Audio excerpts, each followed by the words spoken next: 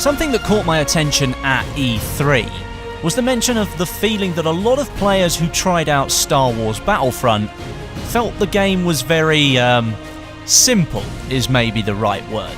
The game looked fantastic and threw you right into the battles you'd always dreamed of being in, and that didn't disappoint, I have to say.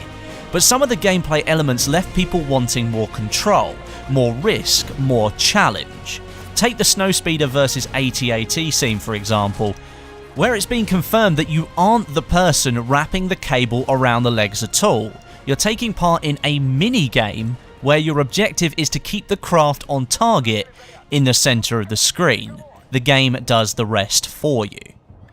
And with that, I looked into the games that I currently enjoy. Battlefield games. In recent iterations of the franchise, I think a lot of people will agree with me that the feeling has got a lot more casual. The introduction of lock-on missile launchers, active radar, and lock-on weapons for jets, MAPS device to explode incoming targets, reduction in recoil, bullet spread, and overall just a massive nerf in terms of the difficulty in which it takes to kill someone.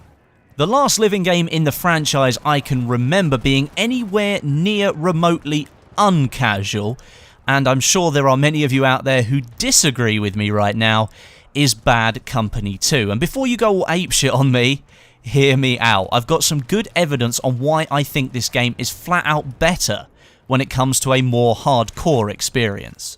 First up, and I'll revert to one of my previous points here, no bullshit gadgets. Things like the remote mortar, UCAV, M320 3GL, the Igla, the Javelin.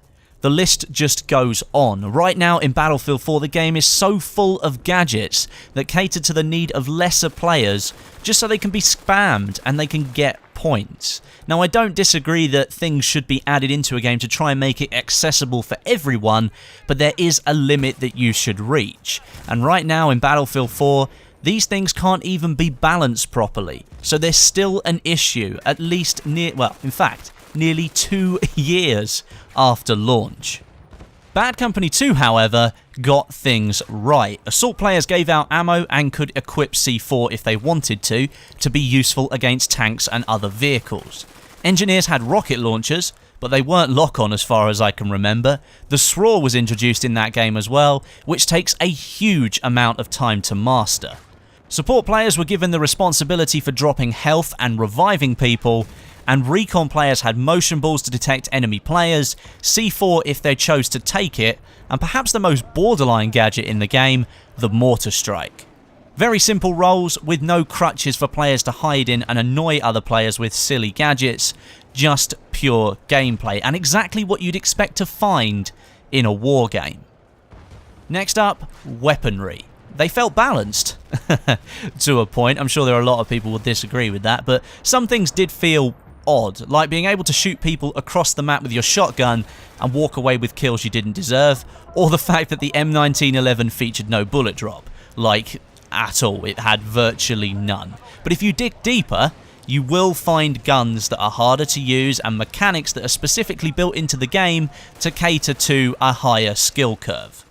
Recoil meant something in this game, and bullet spread was a totally real thing that you had to pay attention to. If you left any of the automatic rifles firing for too long a burst, the bullets would start to bloom out so far you'd be cookie cutting your enemies out of the background instead of killing them. Other things like the LMGs actually got more accurate the longer you fired them, mimicking what you'd actually want to do with them in real life, which is lay down focused covering fire. All of these little things made the experience much more skill-based, meaning somebody who'd learnt the way the weapons worked or had spent time mastering their favourite gun was probably going to win that gunfight. And finally, map design. I harp on about this all the time, but I don't think there's a truer statement than what I'm going to say right now. Map design is one of the most fundamental things to get right in a first-person shooter, as they allow the gameplay to flow and change in such a way that you'll always want to play more of that game if it's done right. Battlefield 4 got it totally wrong. The artistic team, not the level design team, were allowed to design the maps. That's right, one team specifically employed by EA called the level design team were not allowed to design the levels. That was entrusted to someone else, and it's quite clearly evident. I mean, I don't think that you can find one map in Battlefield 4's base game that is truly a properly standout Battlefield map. I mean, I can't honestly think of one. I don't really think any of them would be chosen by me to go into like a remaster package for a future game. In fact, Second Assault had Caspian Border in it, and I still think that that's the best conquest map now in Battlefield 4, not Battlefield 3. Then look at Bad Company 2. We have Arica Harbour, Valparaiso, Isla Inocentes, Panama Canal, Port Valdez, Oasis, Laguna Alta. I mean, the list goes on. There were too many maps to count that were that good. All were specifically designed well, with care and attention to detail, to make sure game modes would actually work on them. And if the game mode didn't work, then sorry, it wasn't included with that map. And that makes sense. Why would you bodge a game mode onto a map where it doesn't work? The only reason I can think of, marketing purposes. Oh look, you can play all maps and all game modes. That's a great selling feature. Well, it doesn't mean that they all work. It would be much better if Rush worked on 3 of the maps and I had 20 maps to play Conquest on, as opposed to having 23 maps with Rush on it where only 3 of them worked. Bad Company 2 did things right, and it kept the skill level high enough that if you invested real time into the game, you would feel challenged and content that the game wasn't just dumbed down to attract more people. Thanks for watching.